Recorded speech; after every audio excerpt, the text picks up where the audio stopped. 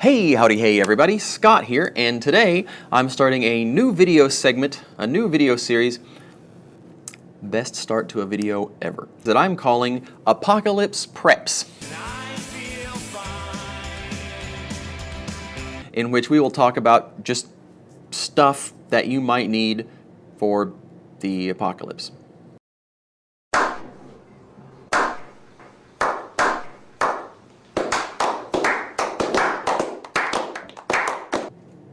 I really should have scripted this better.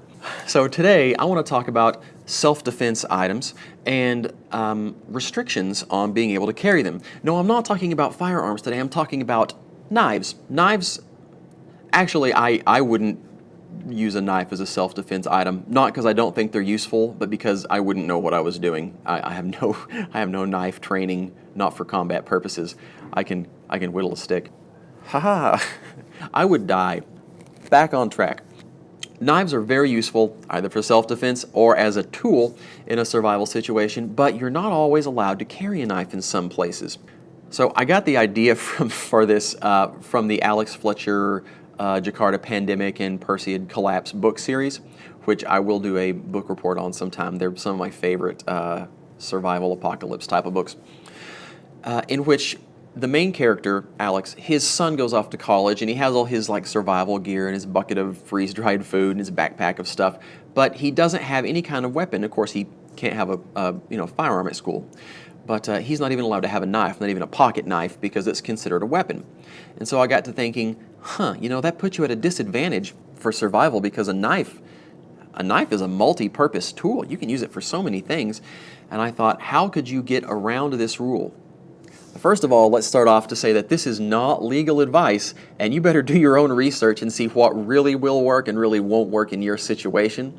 This is sort of a maybe idea that might work for you, but you've got to take your own responsibility for not getting yourself arrested. Okay, moving on. So if you're in a situation where you're not allowed to carry a knife with you, maybe you could carry 2 knives.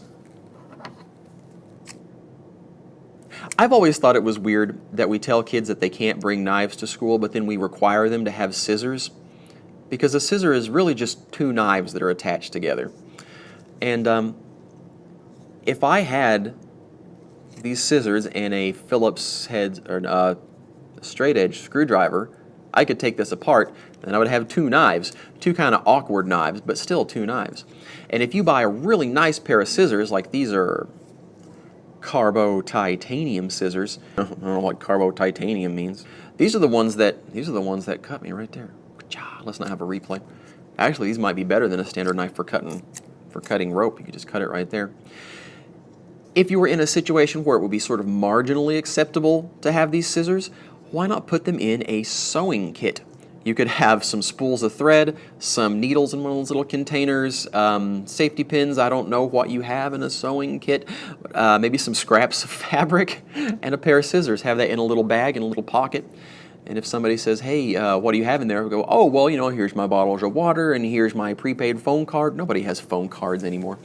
Here's my stuff, and here's my sewing kit for in case I get a rip in my jeans. I can sew them back up. I don't know why I'm talking in this voice. Do you even fight like that? Is that even what you do? I don't know. Somebody can correct me in the comments. So what do you think? Would this work as an apocalypse prep for people that aren't allowed to carry knives around? Do you think it would get you into legal trouble? How extreme could your scissors get? I mean, could you have some dragon slaying scissors and still say it's part of my sewing kit? Would you have to get those little like kindergartner rounded tip where it would be hard to cut actual paper kind of scissors?